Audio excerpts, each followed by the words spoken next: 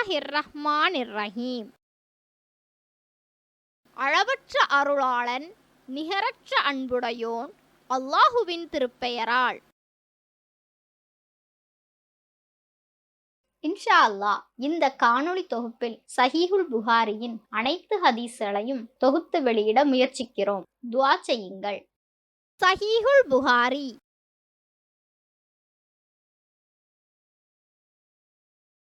பாகம் 1, அத்தியாயம் 5, குளித்தல். ஹதீஸ் 281. நபி ஸல்லல்லாஹு அலைஹி வஸல்லம் அவர்கள் கடமையான குளிப்பை நிறைவேற்றிக் கொண்டிருந்த போது அவர்களுக்கு நான் திரையிட்டேன். அவர்கள் தங்களின் 2 கைகளையும் கழுவினார்கள். தங்களின் வலக்கரத்தால் தங்களின் இடக்கையில் ஊற்றினார்கள். தங்களின் மர்மஸ்தலத்தையும் அவர்கள் மேனியில் பட்டதையும் கழுவினார்கள்.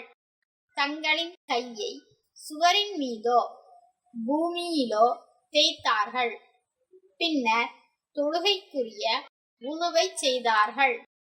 2 கால்களையும் கழுவவில்லை. பிறகு அவர்கள் தங்களின் உடம்பின் மீது தண்ணீரை ஊற்றினார்கள்.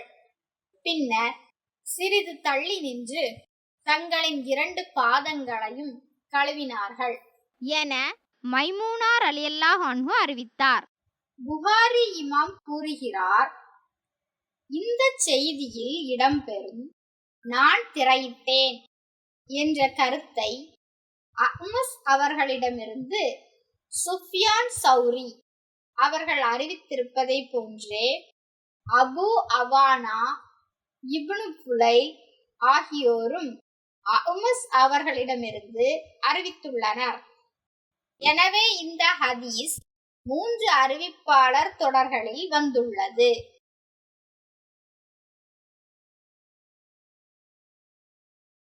பாடம் 22. பெண்களுக்கு ஸ்கலிதமாதல்.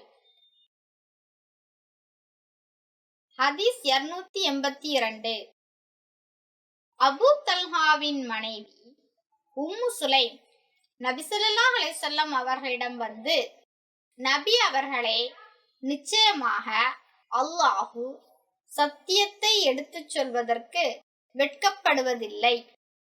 ஒரு பெண்ணுக்கு ஸ்கலிதமானால் அவளின் மீது குளிப்பு கடமையாகுமா என்று கேட்டதற்கு, தண்ணீரை கண்டாள் என்று நபி ஸல்லல்லாஹு அலைஹி வஸல்லம் அவர்கள் கூறினார்கள் என உம்மு சலமா ரலியல்லாஹு அன்ஹு அறிவித்தார்.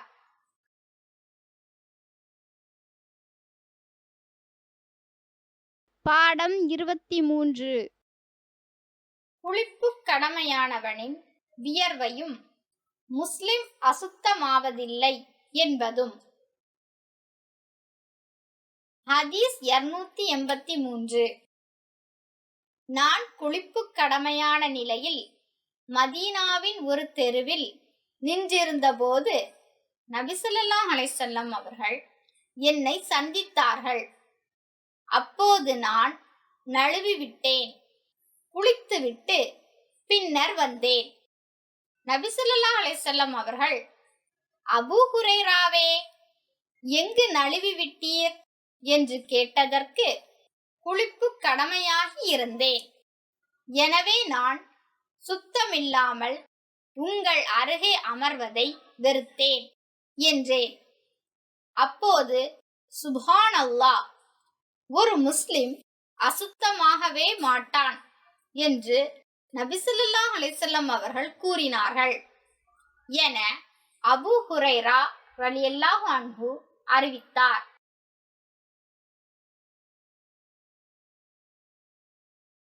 பாடம் 24.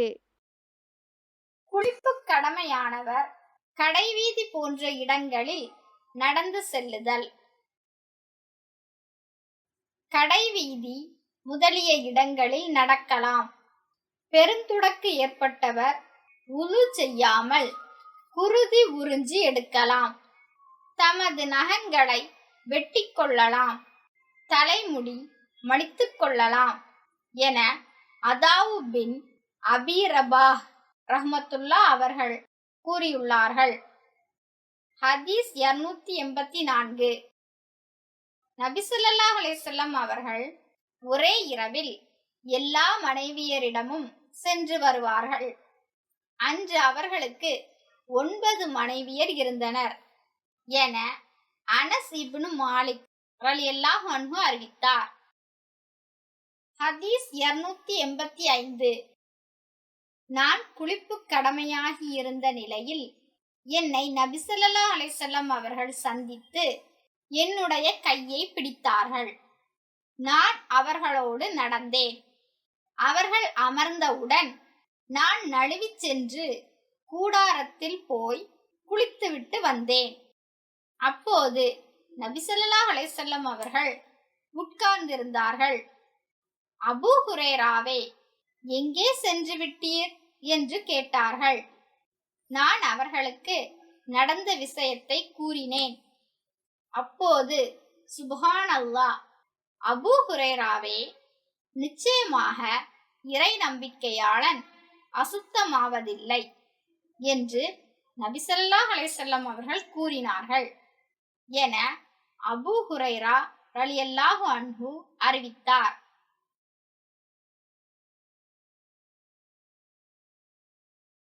பாடம் 25. குளிப்பு கடமையான ஒருவன் குளிப்பை நிறைவேற்றாமல் உது மட்டும் செய்துவிட்டு வீட்டில் தங்குதல். ஹதீஸ் 286. நபி ஸல்லல்லாஹு அலைஹி வஸல்லம் அவர்கள் குளிப்பு கடமையாக இருக்கும் நிலையில் தூங்கியிருக்கிறார்களா என ஆயிஷா ரலியல்லாஹு அன்ஹு அவர்களிடம் நான் கேட்டதற்கு, ஆம், தூங்கும் முன் உலு செய்து கொள்வார்கள் என்று ஆயிஷா ரலியல்லாஹு அன்ஹு கூறினார் என அபூ சலமா அறிவித்தார். பாடம் 26. குளிப்பு கடமையானவர் தூங்குதல். ஹதீஸ் 287. நம்மில் ஒருவர் குளிப்பு கடமையான நிலையில் தூங்கலாமா என உமர் ரலியல்லாஹு அன்ஹு நபி ஸல்லல்லாஹு அலைஹி வஸல்லம் அவர்களிடம் கேட்டதற்கு, ஆம், உங்களில் ஒருவர் குளிப்பு கடமையானவராக இருக்கும் போது உது செய்துவிட்டு தூங்கலாம் என்று நபி ஸல்லல்லாஹு அலைஹி வஸல்லம் அவர்கள் பதிலளித்தார்கள் என இப்னு உமர் ரலியல்லாஹு அன்ஹு அறிவித்தார். பாடம் 27. குளிப்பு கடமையானவன் தூங்க விரும்பினால் உது செய்துவிட்டு தூங்கலாம். ஹதீஸ் 288. நபி ஸல்லல்லாஹு அலைஹி வஸல்லம் அவர்கள் குளிப்பு கடமையான நிலையில் தூங்க நினைத்தால் தங்கள் மர்மஸ்தலத்தை கழுவிவிட்டு தொழுகைக்குரிய உது செய்வார்கள் என ஆயிஷா ரலியல்லாஹு அன்ஹு அறிவித்தார். ஹதீஸ் 289. நம்மில் ஒருவர் குளிப்பு கடமையான நிலையில் தூங்கலாமா என உமர் ரலியல்லாஹு அன்ஹு நபி ஸல்லல்லாஹு அலைஹி வஸல்லம் அவர்களிடம் கேட்டதற்கு, ஆம், உங்களில் ஒருவர் குளிப்பு கடமையானவராக இருக்கும்போது உது செய்துவிட்டு தூங்கலாம் என்று நபி ஸல்லல்லாஹு அலைஹி வஸல்லம் அவர்கள் கூறினார்கள் என இப்னு உமர் ரலியல்லாஹு அன்ஹு அறிவித்தார்.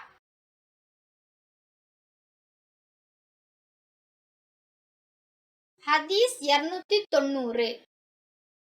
இரவு நேரத்தில் தமக்கு குளிப்பு கடமையாகி விடுகிறது என உமர் ரலியல்லாஹு அன்ஹு நபி ஸல்லல்லாஹு அலைஹி வஸல்லம் அவர்களிடம் கூறியதற்கு, உது செய்யும் உம்முடைய உறுப்பை கழுவிவிட்டு நீர் தூங்கும் என்று நபி ஸல்லல்லாஹு அலைஹி வஸல்லம் அவர்கள் கூறினார்கள் என அப்துல்லா இப்னு உமர் ரலியல்லாஹு அன்ஹு அறிவித்தார்.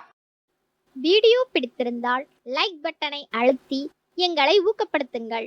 இது போன்ற காணொளிகளுக்கு எங்களுடன் இணைய சப்ஸ்கிரைப் பட்டனை அழுத்தி ஆல் என்ற பெல் ஐகானையும் அழுத்துங்கள். ஷேர் பட்டனை அழுத்தி நண்பர்களுக்கு இந்த காணொளியை பகிர்ந்திடுங்கள். உங்களது கருத்துக்களை கமெண்டில் தெரிவியுங்கள். மேலும் அடுத்த காணொளியில் இணைவோம். காணொளியை ஸ்கிப் செய்யாமல் பார்த்ததற்கு மிக்க நன்றி.